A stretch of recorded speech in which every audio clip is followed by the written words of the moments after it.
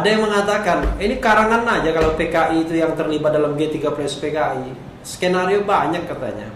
Ada yang mengatakan ini menurut saya Harto sendiri. Teori-teori itu biarlah diuji oleh sejarah. Mana di antara teori-teori itu yang benar dan sebagainya. Atau ada yang... Saya sendiri punya pendapat yang didasarkan kepada pengalaman dan pengamatan saya. Bilang ini skenario Bung Karno, ada yang bilang ini adalah konflik internal Angkatan Darat. Nah ini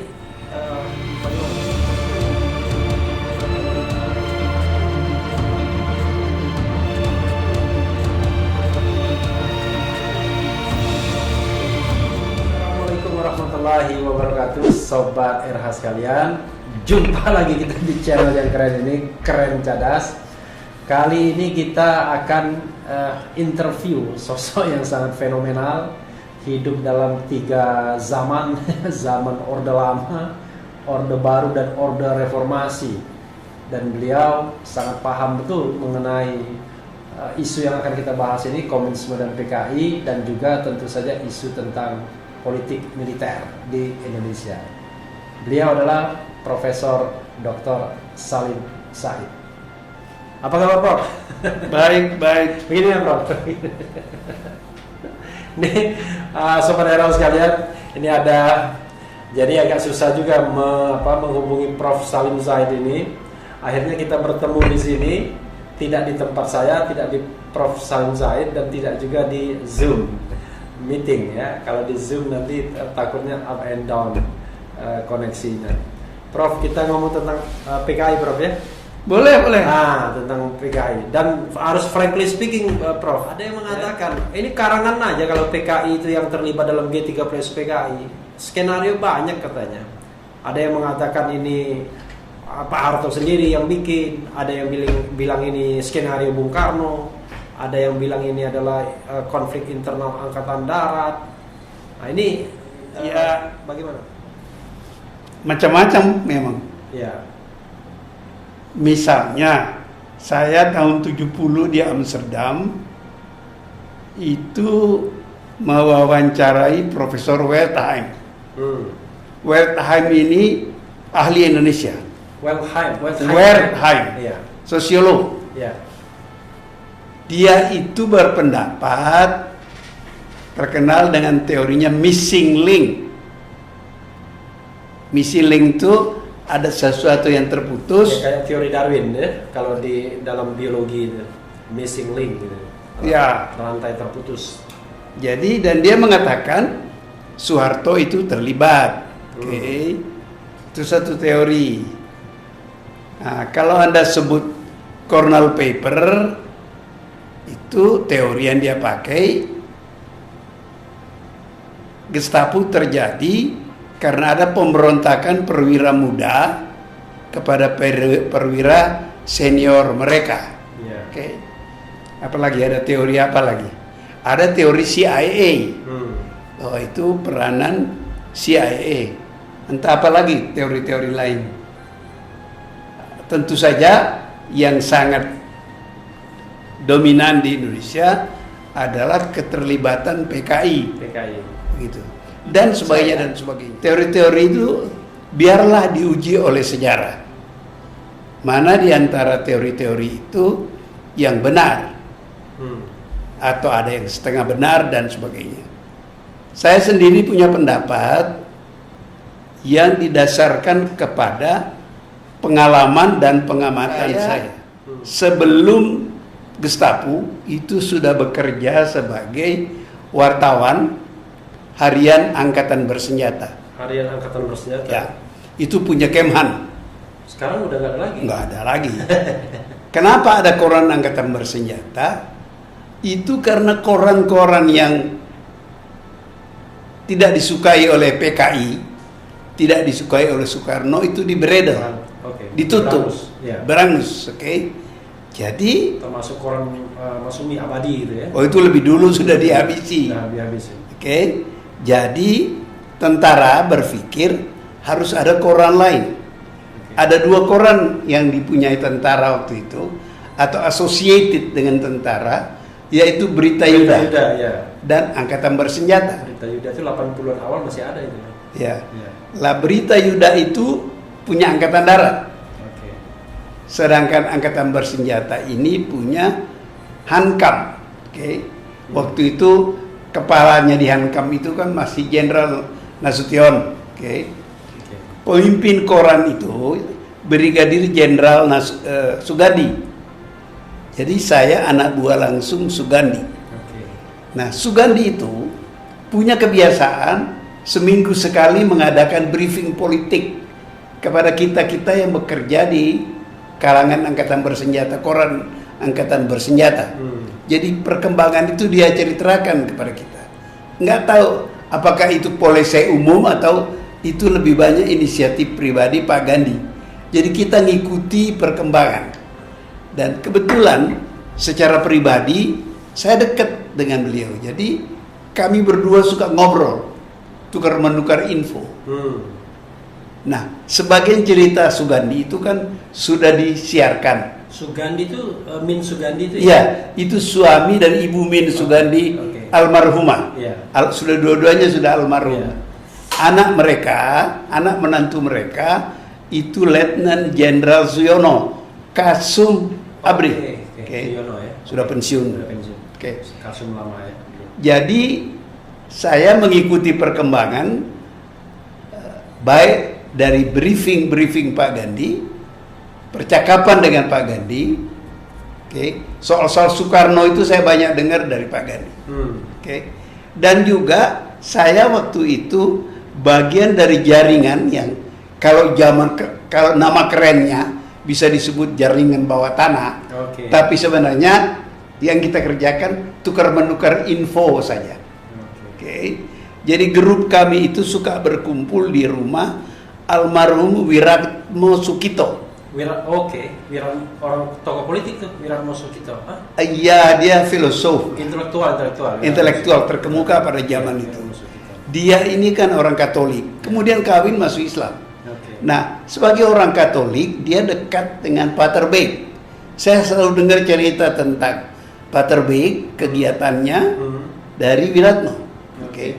Nah, jadi ada gerakan orang Katolik, kemudian sekarang later on bentuknya CSIS. Jadi orang-orang ini punya persiapan gerakan, punya orang-orang yang dilatih untuk menjadi aktivis melawan PKI kalau PKI menang. Waktu itu sudah ada ketakutan. PKI akan menang karena PKI didukung oleh Bung Karno. Nah, itu perlu dijelaskan.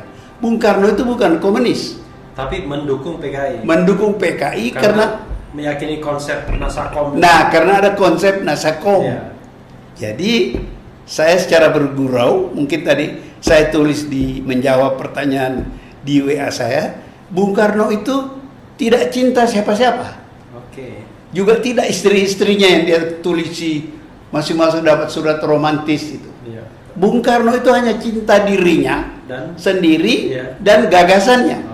Nah, Nasakom itu gagasan beliau, nggak main-main. Bukan hanya mendamaikan Indonesia, mempersatukan Indonesia, dunia pun mau dia persatukan dengan konsep Nasakom itu. Sehingga ketika Pak Harto mendesak Bung Karno untuk membubarkan PKI dan menghapuskan Nasakom, kalau saya tidak salah Bung Karno pernah bilang, mau ditaruh di mana muka saya ini? Karena dia udah ngomong ke dunia bahwa tentang keunggulan konsep itu. Keunggulan konsep Nasakom itu, gitu ya. Jadi indirectly Bung Karno tidak membubarkan PKI karena itu akan merusak konsep Nasakom itu. Sehingga hari-hari itu sekarang orang tidak ngalamin lagi, saya ngalamin. Ada usaha, ada cerita beredar, Bung Karno akan membubarkan PKI tapi membuat partai komunis lain. Apakah namanya komunis apa tidak? Tapi cerita yang beredar, tokoh yang akan memimpin partai itu namanya Nyoto. Nyoto itu anggota politbironya PKI ID. Tapi kemudian Nyoto tidak dihukum mati waktu itu ya? Nyoto hilang.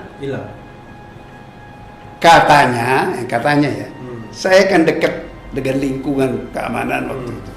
Ada berita, ada cerita, dia diciduk di depan Hotel Indonesia pada suatu hari dan menghilang di salah satu pulau di Teluk Jakarta, dibunuh di situ. Bahkan dikatakan dibunuhnya itu dicekek. Itu nggak ada buktinya. Saya cuman bilang itu saya dengar. Nah, tapi mayatnya sendiri nggak pernah. Tidak pernah ketahuan. Oke. Yang jelas ide Bung Karno untuk membangun partai baru setelah membubarkan PKI. Itu pasca G30S ya? Iya. Okay. Ini hari-hari setelah G30S. Tidak lama setelah Gestapo. Okay. Masih hangat. Bung Karno masih bebas dan Pak Harto masih berhati-hati menghadapi Bung Karno begitu. Jadi akhirnya PKI tidak dibubarkan oleh Bung Karno seperti kita ketahui. Kemudian lewat Super Semar, Pak Harto membubarkan PKI, ya. Dan perlahan-lahan cerita Nasakom nggak kedengaran lagi kan. Orang sudah menganggap PKI sudah dibubarkan, Nasakom tidak diperhatikan lagi. Kira-kira begitu. Tapi yang jadi masalah adalah ketika membubarkan PKI berlandaskan Super Semar itu, kan orang mengatakan nggak jelas itu sampai sekarang Super Semar itu konsep yang benar itu apa? Memang ada Super Semar itu menurut versi yang memberikan limpahan kekuasaan kepada Jenderal Soeharto. Ada, tidak disebutkan soal PKI kan? Iya. Soeharto menggunakan itu surat itu untuk membubarkan PKI. Iya. Tentu saja boleh dipersoalkan orang. Iya. Nggak ada. Bahkan kemudian Bung Karno lewat Lemena kalau nggak salah. Sehari apa 2 hari setelah Super Semar keluar, Lemena itu Waperdam itu memperingatkan Soeharto bahwa bukan itu maksudnya Super Semar itu. Oke? Tapi kan politik itu kan bukan konsep mengonsep. Siapa yang berkuasa, siapa yang kuat? Ya pasti bukan itulah, karena surat perintah itu tidak mungkin bisa membubarkan partai politik kan kalau kita enggak, maksud saya Bung Karno membantah, menolak bahwa legal membubarkan PKI dengan Super Semar. Dia jadi dikirim orang mengatakan pada Soeharto, kamu salah, nggak bisa begitu. Tapi Soeharto kan sudah berkuasa waktu itu. Dia sudah berkuasa. Yang lucu, Super Semar itu, Kopkamtib itu, kan, ini tidak langsung berhubungan. Kopkamtib itu tidak dibikin oleh Bung Karno, itu dibikin oleh Soeharto sendiri.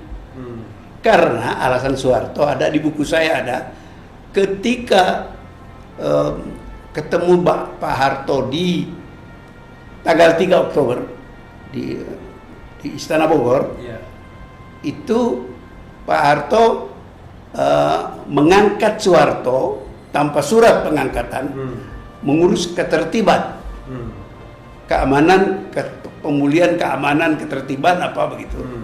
Lalu Soeharto membuat keputusan, menerjemahkan kebijakan Soekarno itu. Beliau membuat keputusan mengangkat dirinya sebagai Pangkopkamtib. Jadi tidak ada tanda tangan Soekarno yang mengangkat dia jadi Pangkopkamtib. Dia mengangkat dirinya sendiri. Ya, berdasarkan ucapan Soekarno yang menyerahkan kekuasaan keamanan, ketertiban dan keamanan kepada Pak Harto. Itu kan ada yang mengatakan bahwa Super Semar itu kan cuma Soekarno lisan saja. Enggak, kalau Super Semar itu ada surat. Ada suratnya. Kan ada cerita ketika pulang dari Bogor, Amir Mahmud kan ikut. Dia keluarkan senter, dia baca di mobil. Dia bilang, wah ini luar biasa ini. Jadi barang itu ada. Dan di kantor saya suka datang, selalu datang ikut diskusi di Institut Peradaban seorang tua kolonel. Dulu pembantunya Ali Murtopo. Namanya Kolonel Gianto, Sugianto. Jadi dia ada di Kostrad malam itu. Dia diperintahkan memfotokopi Super Semar itu. Berapa lembar? Katanya ada yang versi 1 lembar, ada versi 2 Enggak, lembar. dia menurut ingatan dia 2 lembar. 2 lembar ya. Masalahnya zaman itu kan nggak ada mesin fotokopi. Iya. Ya? Nah, disalin ulang mungkin ya. Enggak. Jadi dia teringat Pak Gianto ini teringat bahwa ada temannya yang dulu terlibat permesta orang Manado. Siapa namanya, nama Manado? Punya bukan. Punya kamera. Zaman itu hebat itu. Yang instan apa namanya? Polaroid. Ya, Polaroid. Ya. Okay. Jadi dia ke rumahnya malam-malam karena jam malam kan. Gedor, buka, dipotret, ditempel kata dia, ditempelkan di kaca di jendela, baru dipotret pakai Polaroid. Itu dibawa kembali ke Kostrad. Nah, dia tidak tahu lagi di Kostrad itu kemana surat asli itu. Di kemudian ada cerita di kemudian hari, waktu itu Mayor Jenderal Sucipto atau Brigadir Jenderal Sucipto dari G5 Koti waktu itu, G5 apa G berapa, tapi pejabat penting di Koti, Pak Cipto itu yang memegangnya terakhir katanya. Sudah itu nggak ketahuan di mana. Tapi dokumen-dokumen penting di Indonesia ini kan setelah dipergunakan sekali kan nggak diperhatikan lagi. Itu banyak kejadian. Iya. Karena bangsa kita tidak cinta data. Iya, begitu. Begitulah kira-kira. Tapi Prof, yang menarik adalah Partai Komunis Indonesia itu waktu itu kan dianggap terbesar nomor 3 di dunia. Ya betul. Setelah Uni Soviet, Cina atau Cina Uni Soviet dan Indonesia. Ya. G30 PKI itu tanggal 30 September. Tapi 1 hari saja selesai itu pemberontakan. Ya. Saya kira mungkin kata pemberontakan itu mungkin harus dipikirkan kembali. Oke. Ini saudara kita cuma berdiskusi tentang sejarah, bukan soal pro dan kontra. Ya betul. Jadi begini, ini agak panjang ceritanya, pengalaman pribadi. Begini, setelah pulang dari Amerika, selesai belajar di Amerika, saya pernah dipanggil ke Kejaksaan Agung. Rupanya ada dokumen yang saya kirim dari Amerika ke alamat teman disita oleh Kejaksaan Agung. Dokumen itu mengenai pemberontakan PKI tahun 26, pemberontakan PKI tahun 48. 26 itu Semaun ya? Iya pokoknya generasi pertama itu. Atau 48. Kalau Gestapo kan tidak perlu saya cari di Amerika. Meskipun sekarang mungkin tidak mudah lagi. Kenapa? Saya merencanakan menulis sebuah artikel tentang series pemberontakan PKI. Apa persamaannya?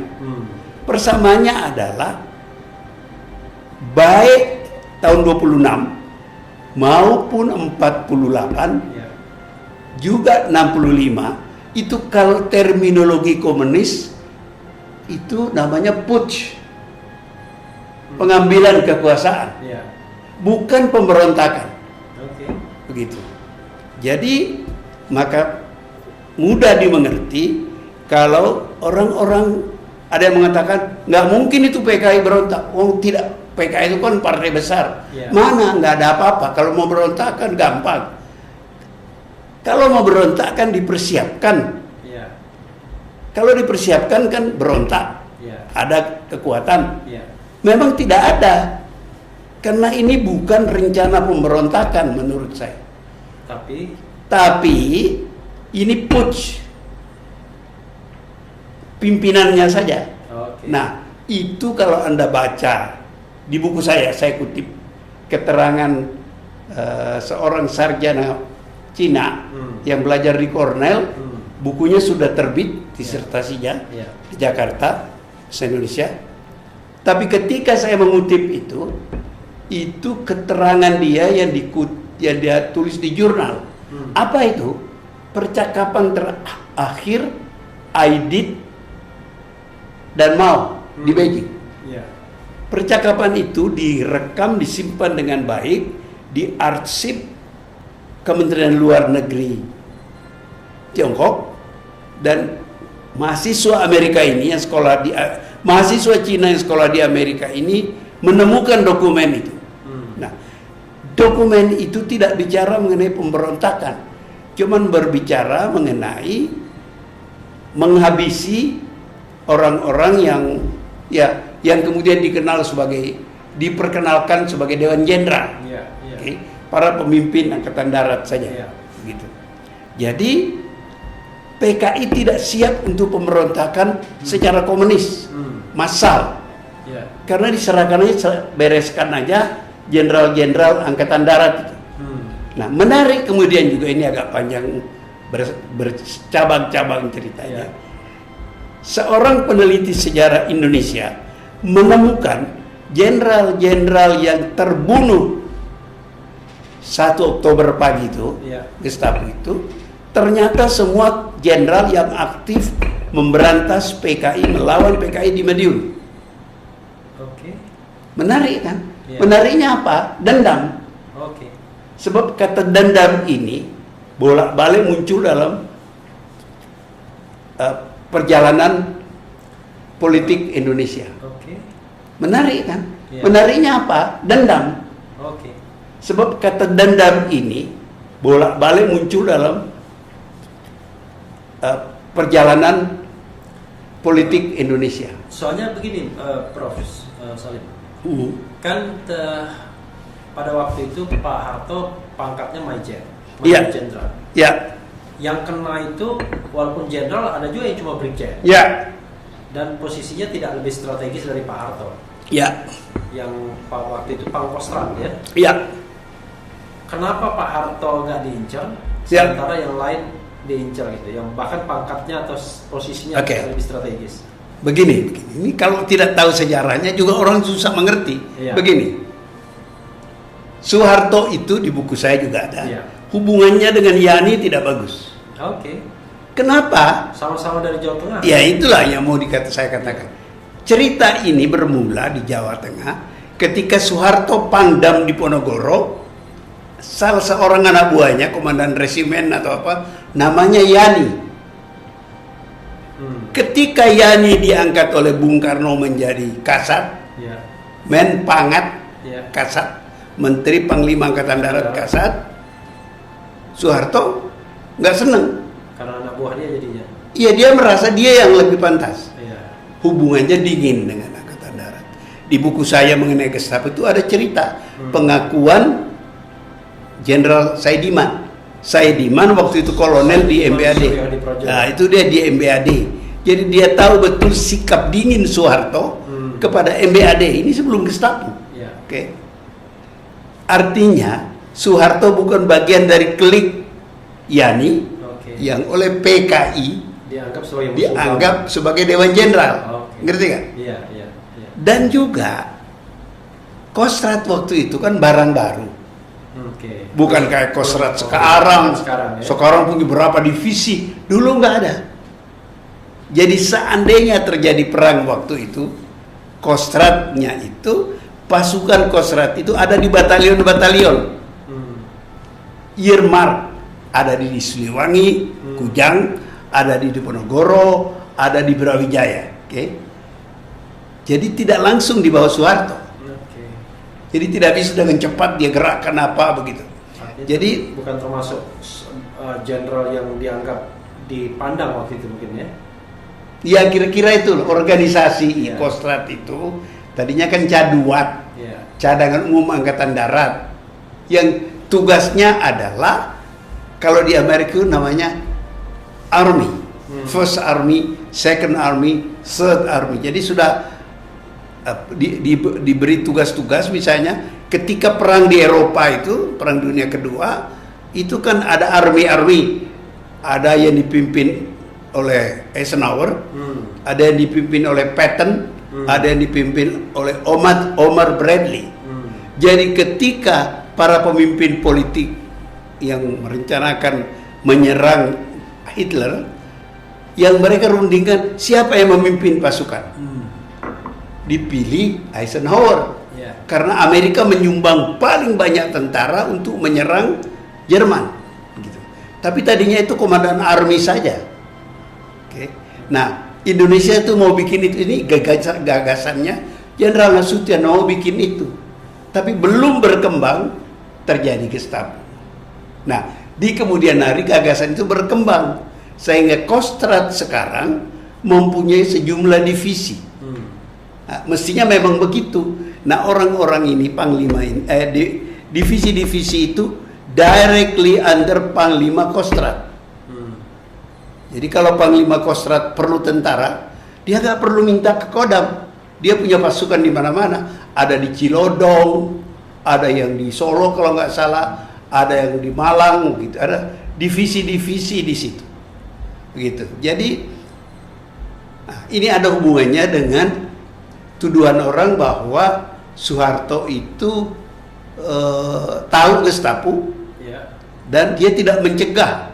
Karena dia tahu dia bukan dia nggak punya kekuatan. Dan dia tahu Soekarno ada di balik situ. Jadi he was not in a proper position untuk bertindak. Apakah dia tahu Gestapo itu? Menurut penyelidikan saya, pengamatan dan penyelidikan saya, dia tahu. Tapi apa yang dia tahu itu yang harus dipertanyakan. Sebab yang tahu Gestapo juga Bung Karno, Aidit, Omar Dhani, Latif, Suparjo. Apa yang diketahui orang itu masing-masing? Kesimpulan saya, yang mereka tahu bukan pembunuhan. Tidak ada rencana membunuh para jenderal. Bung Karno itu, Yani tahu dia tanggal 1 Oktober akan menghadap Bung Karno. Dan dia sudah punya firasat akan diganti. Karena ketegangan Bung Karno dengan Angkatan Darat itu memuncak. Tapi Soekarno kan sayang sama Yani. Itu bukan rahasia itu. Pada zaman itu maupun kalau Anda selidiki dokumen-dokumen yang ada, Yani mau dijadikan Waperdam 4. Sebab Waperdam itu ada 4. Ada Banrio, ada Hairul Saleh, ada Lemena. Mau ditambah 1 dengan Yani. Itu kalau penculikan itu berhasil. Sebab saya menyebut penculikan itu adalah bagian dari usaha daulat. Mau di daerah sini loh, lu gak usah jadi kasar deh, gue jadikan lu Waperdam 4. Diculik dulu tapi dijadikan Waperdam. Ya, makanya saya sebut tuh daulat. Sebab daulat ini sejarahnya panjang dalam Revolusi Indonesia. Masih ingat Soekarno-Hatta diculik di daulat, ke Rengas Dengklok. Masih ingat Syahrir pernah diculik di Solo.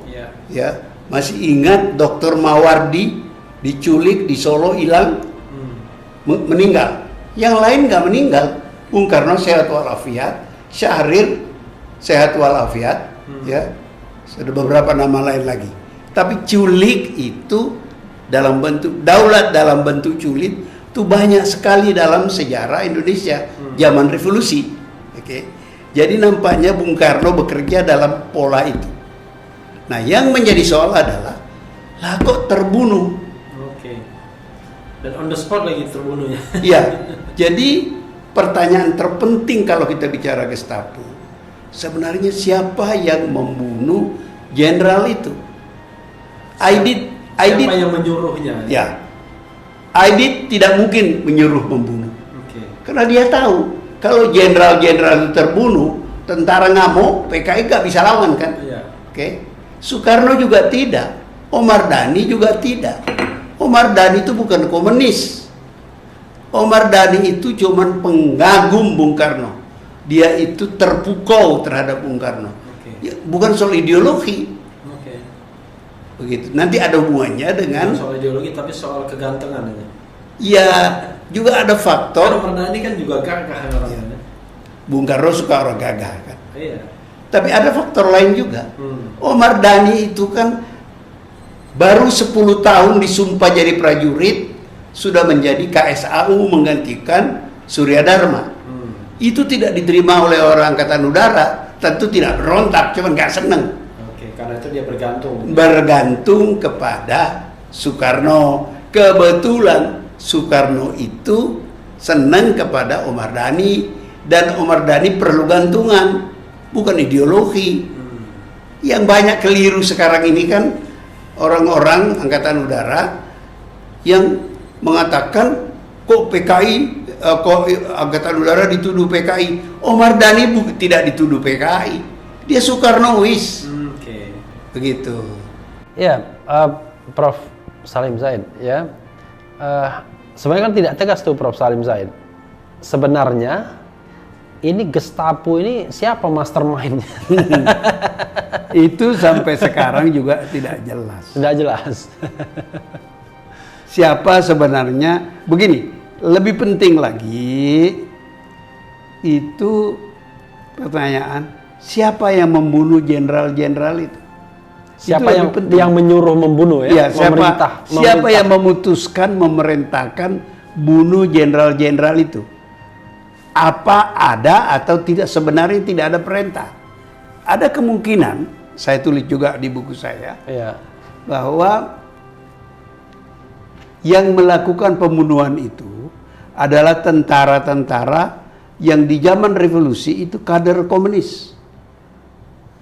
Jadi pasukan, menurut sumber-sumber saya, pasukan yang dibawa oleh Untung dari Semarang di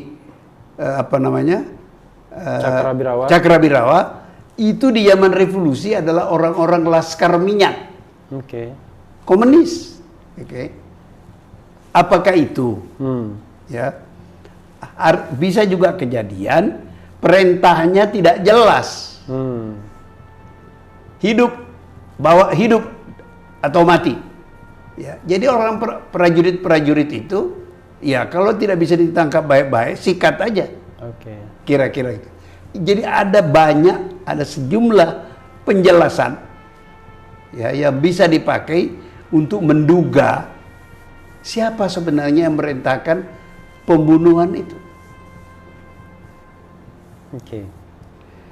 Jadi itulah yang paling penting menurut saya. Jadi seorang Prof. Salim Said pun sampai sekarang pun masih misteri hal seperti itu ya. Iya. Untuk mengatakan bahwa firm ini adalah siapa itu ya. Ya, nggak jelas. Artinya kalaupun kita nonton film pengkhianatan G30 SPKI itu gimana? Ya, dia lebih menceritakan persoalan, lebih banyak itu latar belakang sosial politiknya. Dia film itu tidak menjawab persisnya siapa yang membunuh para jenderal itu. Ada juga yang menarik begini, Prof. Salim ya. Di zaman Bung Karno itu kan dua kekuatan yang saling bersaing kan Angkatan Darat dan PKI. Dan ada faktor Bung Karno di situ. Salah satu skenarionya mengatakan karena Bung Karno divonis akan meninggal kan, sakit dan tidak akan sembuh lagi, maka PKI khawatir mereka akan disikat oleh Angkatan Darat. Ya, itu betul. Daripada mereka disikat, mereka dahului. Ya, betul. Itu kan teori yang seperti itu yang sering muncul. Ya, betul. Sampai kemudian Lemena dalam salah satu acara peringatan Gestapo mengatakan, coba itu dokternya ditanya sama kita. Kita bilang belum akan mati Bung Karno. Saya ingat itu. Jadi memang pemikiran itu, penjelasan itu adalah kepanikan Aidit. Jadi Aidit panik, lalu dia memerintahkan Syam Kamaruzaman untuk memfasilitasi tentara-tentara yang, ya kalau mau disederhanakan, kiri. Karena mereka ini menganggap apa yang mereka sebut Dewan Jenderal itu kanan. Jadi ada gerakan ini kiri di dalam tentara. Borjuis, Jenderal Borjuis. Ya, whatever lah. Begini, nah ini juga menarik.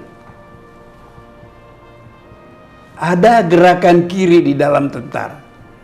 Di kemudian hari nanti Anda akan ingat berselingkungan. Ini berkaitan dengan itu.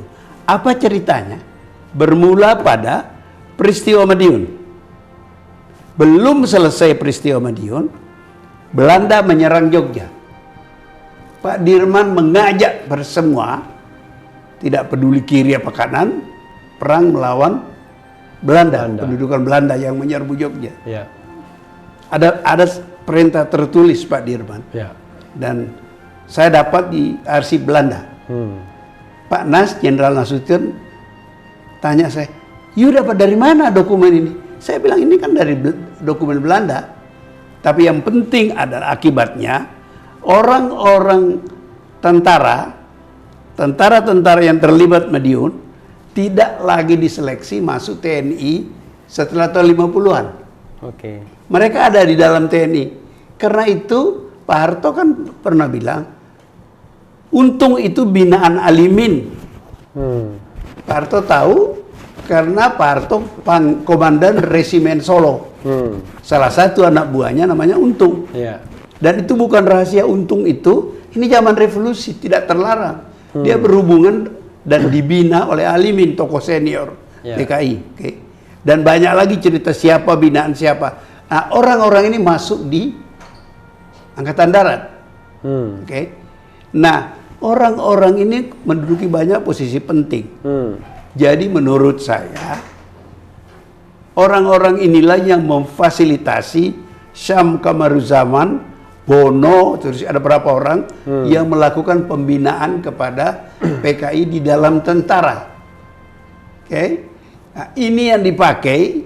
Aidit tahu karena ini dilaporkan oleh Syam kepada Aidit bahwa supaya ini dipakai untuk melawan para pimpinan Angkatan Darat, apa yang mereka sebut Dewan Jenderal. Yeah. Nah, ini sama dengan cerita, bisa hubungannya dengan cerita Aidit kepada Mao pada bulan Agustus tahun 65. Oke.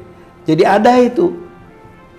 Aidit panik, Bung Karno mungkin akan mati. Yeah. Dia tentu berpikir bagaimana menyelamatkan PKI. Yeah. Loh, kita kan ada orang-orang tentara yang kita bina. Yeah. Oke. Lalu ada cerita dari Untung, dia diminta oleh Bung Karno menculik para jenderal, tidak diperintahkan membunuh. Tapi kan Untung tidak menguasai pasukan di lapangan. Karena itu dalam satu keterangannya dia mengatakan dia tidak tahu menau. Dia ada di Sengko, Penas, kemudian sekarang di wilayah Angkatan Udara Halim.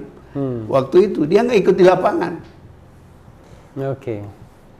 Jadi bisa jadi ini benar dong, Prof. Kalau dibilang bahwa ini adalah konflik internal Angkatan Darat antara yang pro PKI sama orang yang bilang dianggap sebagai pro kanan, Dewan Jenderal gitu, atau orang yang the have melawan tentara yang masih miskin. Well, gitu. call it what you want. Semua itu bisa dikatakan. Iya, itu tapi inti persoalan adalah PKI mau menyelamatkan diri dari ancaman Angkatan Darat. Kalau Soekarno tidak di tempat. Kalau itu correctly ya, benar ya, correct gitu ya, bahwa PKI khawatir kalau Bung Karno meninggal dia akan disikat oleh Angkatan Darat. Tapi cerita selanjutnya bagaimana dia kemudian menyelamatkan diri ataukah dengan cara menyulik dan membunuh, itu soal yang masih gelap ya. Kita nggak tahu. Mungkin saya tidak tahu. Syam Kamaruzaman itu kan sampai sekarang pun masih ada yang ragu apakah dia dieksekusi. Lama. Seorang jenderal tanya pada saya, Lem, you tahu nggak Syam itu di mana? Nggak tahu, Pak. Ada kemungkinan dia tidak dibunuh. Kenapa? Dia tahu banyak. Jadi ada apa-apa digali lagi, ada apa-apa dipanggil lagi jadi saksi. Siapa lagi? Itu salah satu tafsiran, belum tentu benar. Intinya, tapi kalau kita lihat bahwa memang ada nuansa persaingan untuk saling nyikat itu ya. Artinya PKI pengen sikat Angkatan Darat pengen sikat PKI. Oh, itu sudah berlangsung lama. Sudah berlangsung lama. Meskipun artinya momentum G30 PKI, G3 Gestapo itu adalah momentum untuk ya saling sikat gitu ya. Iyalah. Gitu. Karena Kalau yang lebih dulu Bung Karno terjadi, meninggal gitu ya, yang sudah dalam posisi berkuasa, itu adalah Angkatan Darat. Ya. Dan PKI akan ya Anda boleh mengatakan dihabisi, dikecilkan, dikerdilkan, itu terjadi. Sebaliknya ini yang terjadi, Soekarno tidak sampai mati, dan dia sudah mulai mencoba anticipate kalau dia mati, ya, dengan menculik para jenderal. Dan itu artinya dia menyelamatkan ancaman terhadap PKI. Intinya adalah dia ingin menguasai Angkatan Darat di pucuk pimpinannya dengan kalau bisa jenderal kiri mungkin kan, gitu. Ya, waktu itu disebut-sebut orang, paling tidak di kalangan Angkatan Darat, orang yang direncanakan Bung Karno untuk mimpin Angkatan Darat setelah Yani hilang, ya, itu siapa namanya? Rekso Samudro. Seorang Soekarnois. Dia bukan komunis, tapi dia kiri. Itu tingkah lakunya ketika memimpin operasi melawan PRRI di Sumatera Barat. Menurut orang-orang Sumatera Barat, sangat menguntungkan PKI. Ya, tapi waktu itu tentara yang PKI dan yang Soekarnois kan nggak bisa dibedakan. Gitu. Tapi itu sebabnya Rekso Samudro itu dilarang ketemu Bung Karno. Ketika dipanggil oleh Bung Karno ke Halim, dia ada di Kostrad saya kira waktu itu. Pak Nas melarang dia ke sana. Karena? Ya dia tahu. Harto kan menolak datang ke Halim. Dan tentara-tentara pada umumnya tidak mau datang. Nah, Rekso Samudro itu mau datang, dicegah oleh Pak Nas, dibujuk, udah nggak usah. Kira-kira begitu. Kalau dia berhasil, itu kan matter of, Anda harus bayangkan, pidato Bung Karno, ucapan Bung Karno itu hukum pada waktu itu. Itu yang dicegah Soeharto, jangan sampai Bung Karno pidato menyebut Soeharto, Bung Karno pidato menyebut Soeharto itu kontra revolusi. Kalau sudah dicap kontra revolusi, semua beramai-ramai gebukin Niu. Itu yang menyebabkan Soeharto menjaga jangan konfliknya dengan Soekarno, menyebabkan Soekarno menghukum dia sebagai kontra revolusi. Secara real tahun 65 itu kekuatan Bung Karno masih besar ya? Loh, besar itu tidak saja dia menguasai bedil, senjata, dia menguasai publik. Orang percaya betul.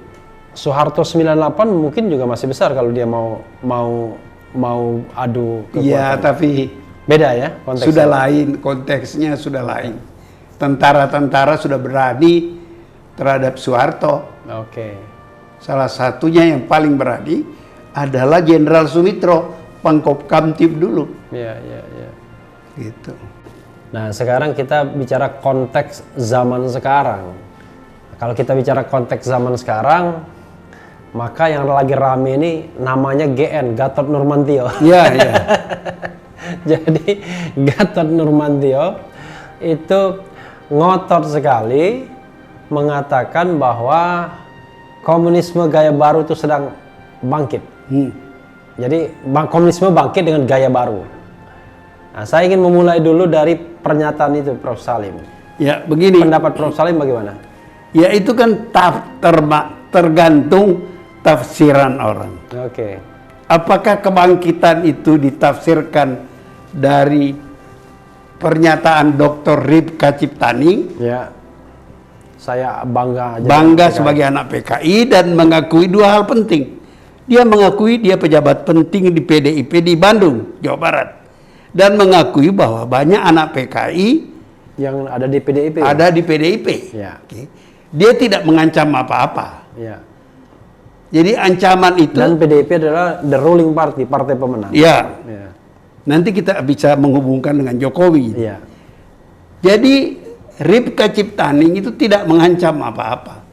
Dia cuma mengatakan, saya bangga sebagai anak PKI, dan di dalam PDIP banyak anak PKI, dan dia adalah tokoh PDIP di Jawa Barat. Nah, itu ditafsirkan orang, atau bisa ditafsirkan orang bahwa PDIP itu menjadi rumahnya anak-anak PKI. Ya. Itu satu tafsiran. Ya. Tafsiran kedua artinya PDIP menganggap PKI itu nggak apa-apa. Oke? Oke. Tapi orang luar punya tafsiran lain. Apa tafsiran orang itu?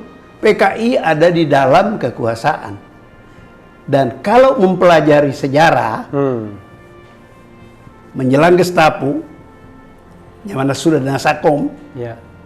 itu PKI pintar bersembunyi di dalam kekuasaan dan menggunakan tangan kekuasaan untuk kepentingan PKI.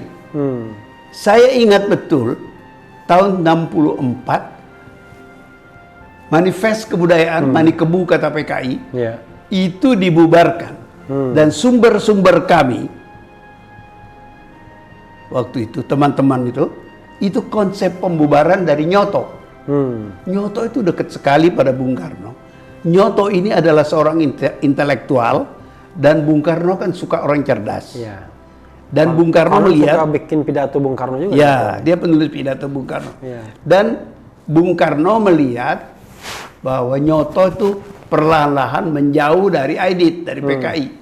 Ya. Ada macam-macam penjelasan. Salah satu penjelasan, Nyoto itu ternyata punya pacar di Moskow namanya Rita, orang Yahudi. Oke. Oke. Jadi bagi PKI itu nggak boleh mengkhianati istri. Oke. Itu rule-nya PKI itu dipegang ketat oleh mereka. Oke. Nah, jadi Aidit tidak senang kepada Nyoto, Soekarno memanfaatkan. Oke. Jadi artinya Nyoto sebagai orang komunis yang menganggap manifest kebudayaan itu anti komunis, itu Manikebu harus dihancurkan. Keputusan dibikin konsiderannya oleh Nyoto, ditandatangani Bung Karno. Itu saya ingat betul. Karena setelah pelarangan itu, orang-orang Manikebu itu, manifest kebudayaan itu, terkejut. Mereka dituduh kontra revolusi. Mereka cari info. Dan mereka kan banyak dekat dengan tentara.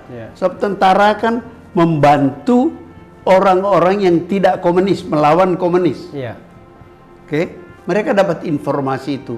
Dan menurut saya logis sekali. Logis sekali.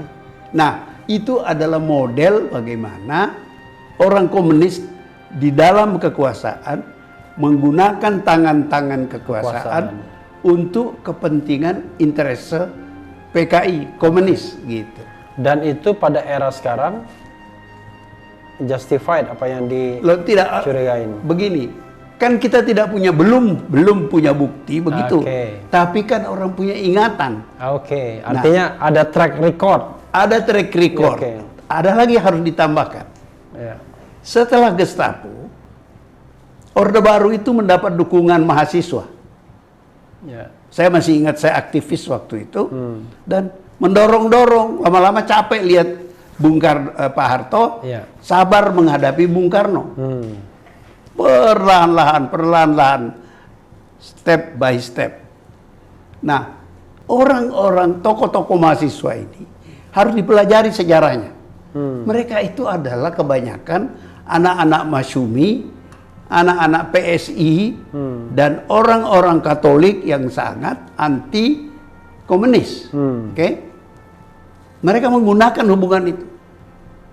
Mungkin Anda pernah baca hubungan baik antara mahasiswa Katolik dengan CSIS, ya.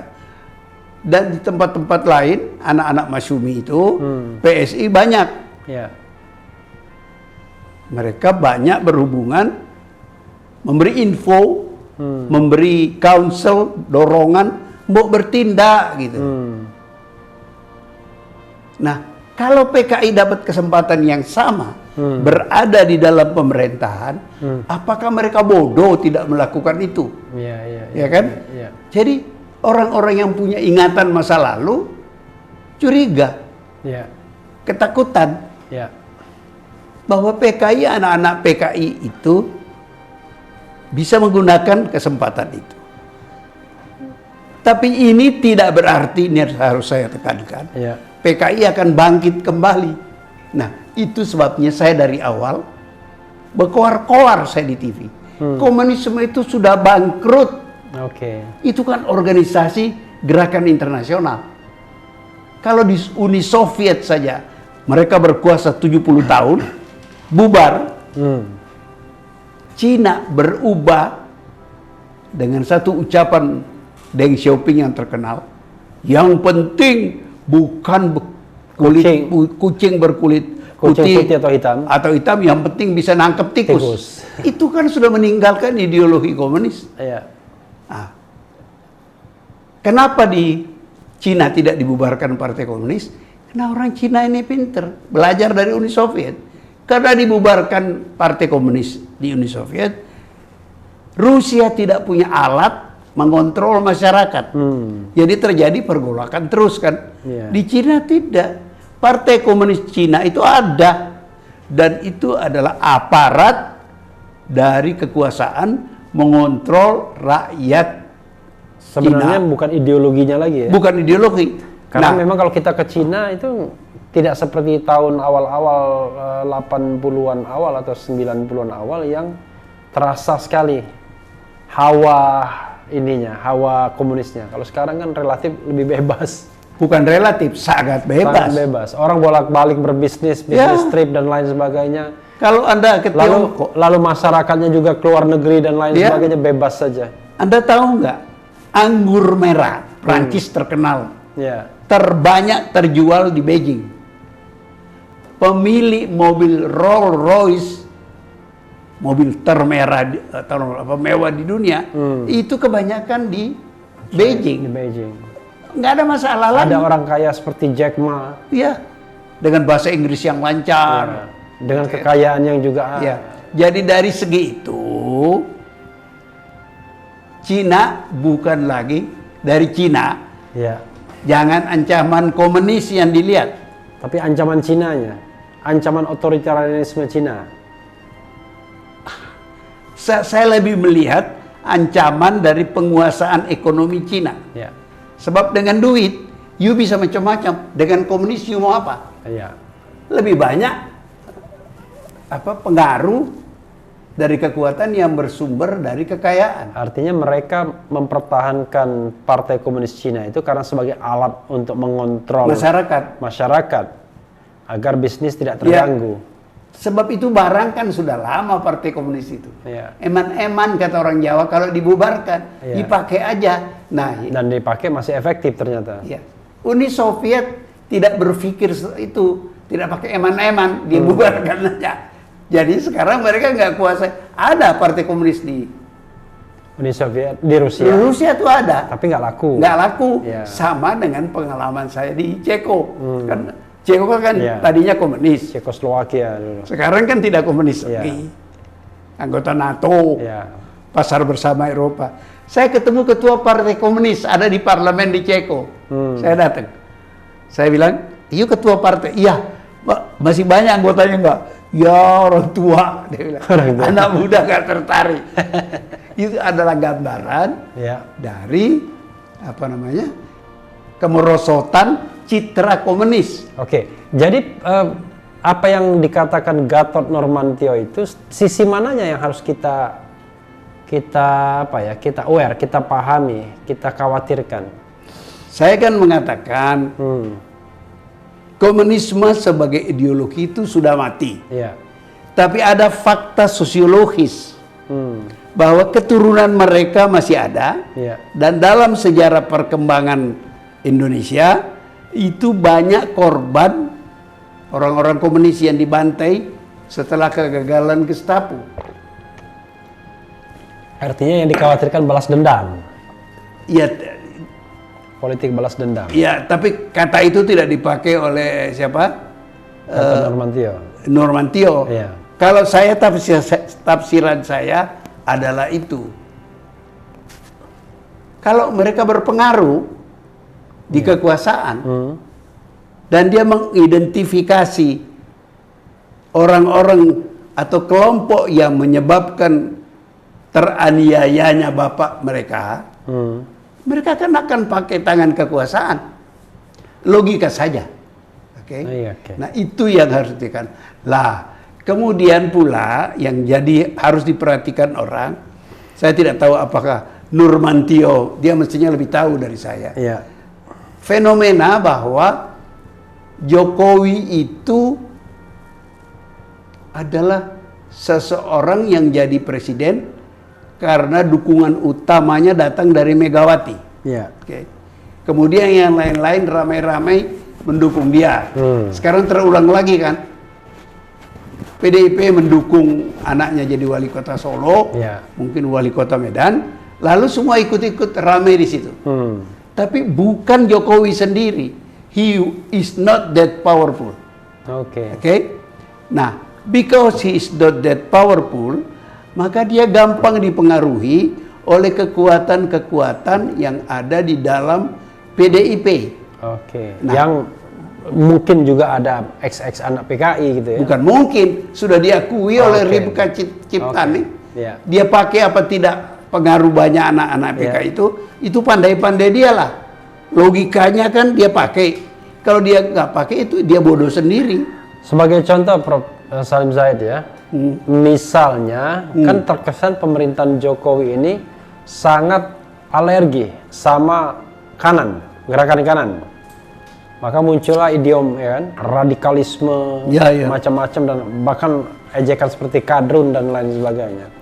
Kalau kita kaitkan dengan tadi ada orang-orang yang anak PKI dalam inner circle kekuasaan yang berusaha mempengaruhi, kan secara ideologis pasti mereka tidak suka dengan yang kanan kan. Artinya mereka mau singkirkan yang kanan. Begini, agak panjang cerita. Nah, I'll try to make it short. Iya. Begini ya, Jokowi itu menurut saya nggak percaya dia itu PKI komunis. Oke. Oke, saya nggak percaya. Oke. He is not that intelligent Oke. to be cultivated by the communists. Oke. Dan dia itu sebenarnya jadi presiden karena orang tidak menemukan calon yang mereka sepakati. Oke. Dan dia lagi populer waktu itu pun juga dicurigai popularitasnya di Solo itu benar apa tidak, apa dia sehebat itu. Oke. Tapi kan kemudian Megawati yang menurut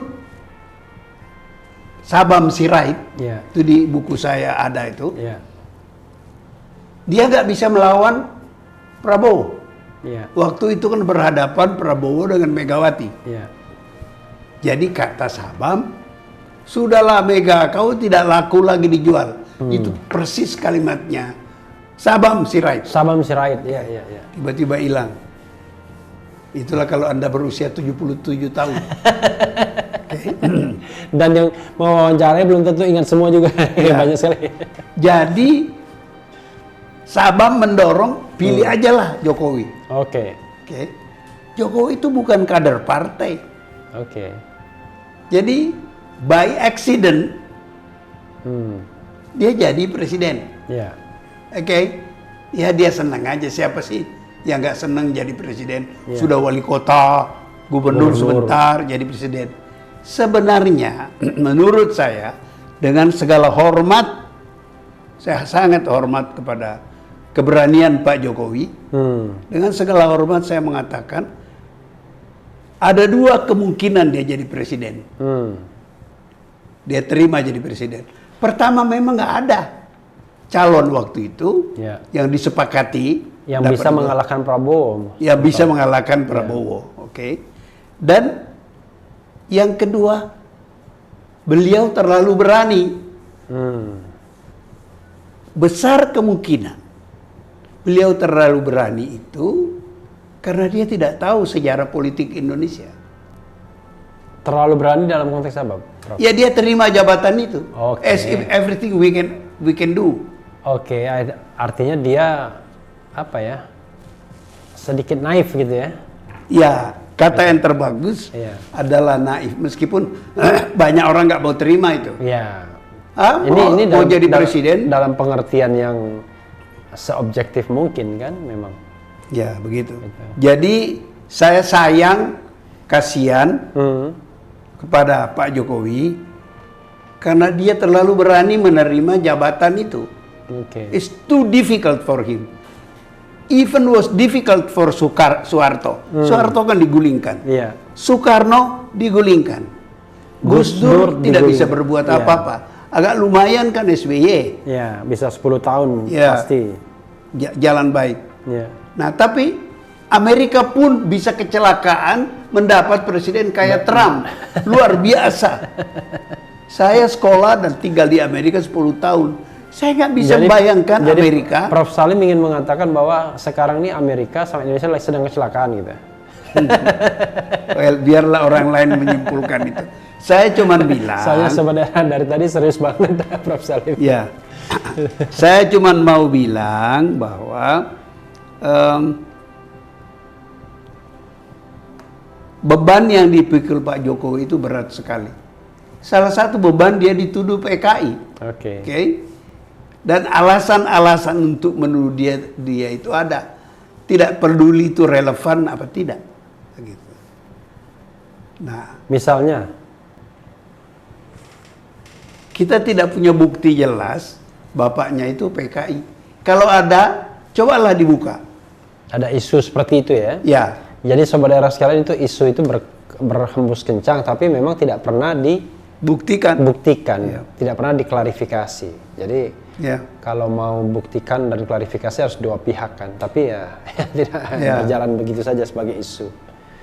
Tapi kembali lagi ke tadi, kita tahu kan the ruling partinya PDIP, dan kita tahu pastinya PDIP banyak pengaruhnya terhadap kebijakan Presiden Jokowi. Ya, at least orang menganggap demikian. Ya, lalu juga kita tahu watak PKI masa lalu yang suka menggunakan tangan kekuasaan secara langsung dan tidak langsung ya. Kalau dia misalnya masuk dalam lingkaran kekuasaan seperti contoh Nyoto tadi yang membubarkan Manikebu. Apakah itu sekali lagi Prof? Apakah itu yang kemudian performa politik Jokowi ini seolah-olah anti-Islam, anti kanan dengan slogan-slogan tadi radikal, kemudian kadrun dengan aku Pancasila seolah-olah ingin memecah begitu. Dan itu muncul memang bukan sebuah karangan, tapi memang fakta paling tidak sejak Pilpres 2014, Pilkada DKI 2017 dan Pilpres 2019. Ya. Nah, itu. Saya mau mohon maaf. Kepada Pak Jokowi dan kepada orang yang melihat seperti yang apa jelaskan itu. Let me say it in English supaya tidak terlalu tajam. I don't think he is clever enough to design that kind of policy. Saya takut bahwa banyak yang dilakukan Jokowi itu adalah akomodasi dia terhadap banyak grup-grup yang berada di lingkar kekuasaan. Yang membentuk apa yang disebut interest group. Well, it's not apa sih namanya itu? Oligarki. Oligarki. Oligarki. Jadi negara kita ini sekarang dikuasai oleh para oligark. Termasuk Pak Jokowi. Saya tidak tahu dia sadar apa tidak. Jadi Pak Jokowi itu hanya oligarki juga sebenarnya. Oligarki itu harus bermodalkan punya kekuatan untuk bersama-sama mengelola kekuasaan. Apa modal Pak Jokowi? Tanda tangan. Sebagai presiden dia bisa keluarkan keputusan. Tanda tangan. Singkat kita persingkat saja. Tanda tangan. Apa saja kalau tidak disetujui presiden, tidak bisa jadi. Atau sudah ditandatangani, ramai dan dia mengatakan, wah saya nggak tahu tuh, saya tanda tangani, kan pernah kejadian.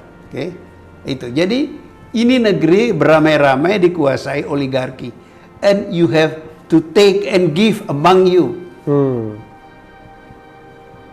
Jadi ada kepentingannya, saya nggak sebut nama saja, tapi everybody knows. Mr. X, apa kepentingannya? Mr. Z, Mr. B, Mr. Y, ada kepentingan. sepanjang Jokowi bisa Akomodasi akomodasi, dan dia merasa nyaman, itu jalan. Misalnya sekarang ada teman menganalisa undang-undang, jenis undang-undang. Ya. Dia bisa mengidentifikasi, dan saya tidak perlu mengulang di sini. Oh, ini proyeknya Golkar. Ya. Ini proyeknya Gerindra. Ini proyek PDIP. Ini proyek PDIP. Ini proyeknya Surya Paloh gitu ya. Oke. Dan macam-macam. Itu punya proyek untuk kepentingan-kepentingan. Nah, ini yang akan jadi masalah kalau salah dua dari kepentingan yang mau digolkan, dilegalkan melalui undang-undang, itu mendapat perlawanan dari masyarakat. Dan imbasnya ke Jokowi sendiri yang dianggap endorsement. Di-endorse atau tidak. Ya. Tapi kalau itu berhasil di DPR, ya, menjadi undang-undang, Ya. yang akan memikul beban itu adalah Jokowi. Ya, let's say undang-undang yang memperlemah KPK. Ya, Kan itu proyek banyak pihak itu. ya. Dan Pak Jokowi mengendorse itu Ya, dengan ya. tangannya. Nah, dia jadi sasaran kritik kan sekarang. Ya. Salah satu yang menarik kemarin, juru bicara KPK yang dulu kan mengundurkan diri, Ya, Febri Diansyah. Febri Diansyah. Ya. Dan dengan cepat itu ditafsirkan orang karena Jokowi telah memperlemah KPK. Padahal kembali kepada bahasa Inggris tadi. Dia tidak cukup. Ya. Itu kan satu tafsiran Ya, saya. ya, oke. Belum tentu benar. Ya. Oke. Dia mungkin punya kepentingan sendiri. At least kepentingan dia menyenangkan oligarki yang mendukung dia, Oke. yang berkepentingan melemahkan KPK. It's very difficult. Sekarang misalnya ya, kembali kepada isu G3 PSPI, Prof ya. Apa kira-kira relevansinya? Ngotot sekali nih, ada pihak yang ingin memutar film G3 PSPKI. Ya. Tapi di sisi lain, katakanlah kekuasaan ya, itu berusaha membloknya. Ya. Apa yang Anda mau dijelaskan? Iya. Apa keuntungan dan kerugiannya? Begini, Pihak yang mendorong itu, pihak yang ingin memblok itu. yang mau mendorong itu kan ketakutan sejarah dilupakan. Anda jangan lupa, sekarang sedang ada debat yang melibatkan Menteri Pendidikan Makarim, Ya, yang mau menghilangkan sejarah. yang katanya mau menghilangkan pelajaran sejarah. Apa sih kepentingan menghilangkan sejarah? Supaya dosa-dosa masa lalu Anda dihapus. Ya, Kalau Anda glorious di masa lalu, Ya. Anda nggak mau sejarah itu dihapus. Ya. Karena dengan itu Anda dikenang orang Ya. dengan baik. ya, Jadi Anda lihat kepentingan. Sejarah ini adalah alat politik. ya, Disadari atau tidak disadari, direncanakan atau tidak direncanakan. Nah, jadi yang mau film itu diputar adalah orang yang ingin rakyat tidak lupa. Jangan kita lagi melawan lupa. Dan kalau menonton film itu memang ya PKI kiri sangat dirugikan Ya iyalah. dan Pak Harto sangat diuntungkan. Ya. Tapi kan tidak Dan nothing to do dengan era reformasi, mungkin itu juga yang menyebabkan Pak Jokowi malas jadinya. enggak. Dia tidak mendapatkan benefit. Tahun lalu Pak Jokowi nonton, jangan lupa itu. Tapi terpaksa kelihatannya itu. Ya, Karena itu nggak tidak enak. penting. Dia terpaksa apa tidak. Sebab dia tahu ada kepentingan yang di balik film itu diputar. Oke? Nah, yang nggak mau di film itu diputar, yaitu yang tadi, hapuskan sejarah. Karena sejarah itu merugikan kami. Begitu. Terakhir Prof ya, sebenarnya ya setelah ngomong banyak hal, kita sendiri sebenarnya separuhnya antara terang dan tidak terang peristiwa G30S itu. Karena banyak sekali argumentasi yang mengatakan ya firm PKI, tapi ada argumentasi lain yang tidak PKI. Hari ini juga sama, bahwa ada sejumlah argumentasi yang mengatakan PKI akan bangkit, bahkan dengan gaya baru, tapi argumentasi lain mengatakan, oh udah nggak laku. Bahkan di Cina pun sebenarnya bukan PKI, bukan komunis yang berkuasa, tapi sebenarnya duit yang berkuasa. Ya. Oke, ada dua masa yang saling pro dan kontra. Nah, untuk masa lalu, apa nasihat Prof? Ini sebagai closing statement. Untuk masa lalu yang tadi, untuk masa sekarang, apa juga nasihatnya? Untuk masa lalu, kita harus belajar sejarah. Bahwa sejarah itu membuka tafsiran-tafsiran, silakan saja. Compete. Supaya sehat, kita harus compete. Nah, compete itu apa sih? Bersaing di dalam berkompetisi di dalam memberi arti kepada sejarah. Sepanjang ada kebebasan. Ya harus ada kebebasan. Kalau nggak ada kebebasan, tidak ada kompetisi. Oleh sebab itu, kebebasan berpendapat harus kita pertahankan. Nah, kepada masa lalu adalah Anda tidak punya masa lalu kalau masa datang. Kalau Anda nggak punya masa lalu, you are condemned to repeat the mistakes of people before you. Gitu saya kira. As a matter of fact, saya memenuhi undangan Anda ini. Anda udah lama mengundang saya. Iya, sobat era sekalian, dalam beberapa kesempatan ngundang berkali-kali, tapi Prof. Salim Said menolak, merasa tidak enak dan lain sebagainya. Padahal beliau paham betul soal sejarah ini, dan rupanya beliau sekarang ingin reveal apa yang beliau ketahui. Silakan Prof. Ya, saya mau karena saya harap berkontribusi di dalam understanding kita kepada sejarah. Kalau ada orang merasa understanding saya salah, by all means silakan dibuka. Karena saya tidak punya kepentingan politik. Saya punya kepentingan negeri ini aman, tentram, jangan berkelahi terus dengan cara-cara kampungan. Jadi silakan debat. Dan saya kan tidak punya sikap berdebat cara kampungan itu adalah berdebatnya saling menghina. Ya, itulah. Atau mengutip sumber sejarah yang salah. Memperbodoh bangsa. Saya nggak mau memperbodoh bangsa. Atau hoax ya, itu ya. Nah, itu istilah kerennya kan hoax. Ya, itu saja saya kira yang mengapa saya mau datang memenuhi undangan Anda. Jadi juga kalau di televisi ya jangan ada intimidasi juga untuk mengungkapkan sejarah yang sesungguhnya. Kadang-kadang kan televisi banyak sekali larangannya. Larangan ini, larangan itu, sehingga generasi muda tidak bisa belajar sejarah sebenar-benarnya. Oke Prof, ada lagi Prof? Mungkin ya itu aja. Jadi hari-hari ini saya besok diundang. Sebenarnya sore ini saya diundang TV One, karena sudah mau ke sini, saya bilang lain kali, sebab besok saya diundang lagi TV One, ILC. Jadi saya akan datang lagi, menjawab pertanyaan-pertanyaan. Saya bilang saya nggak mau berpidato. Kepada Anda kan juga saya katakan, saya nggak mau berpidato. Saya menjawab, saya sudah menulis, dan sudah bicara banyak. Tapi mudah-mudahan dengan media sosial ini kan itu kan documented secara audiovisual, sehingga pemahaman generasi muda lebih bisa lebih komprehensif kan. Mudah-mudahan. Karena kalau di televisi kan ada durasinya. Nah, makasih banyak Prof. Makasih kembali. Mudah-mudahan sehat ya. Makasih. Dan terus bisa memberikan pencerahan bagi bangsa ini, termasuk sejarah-sejarah yang masih kelam atau sengaja dikelamkan.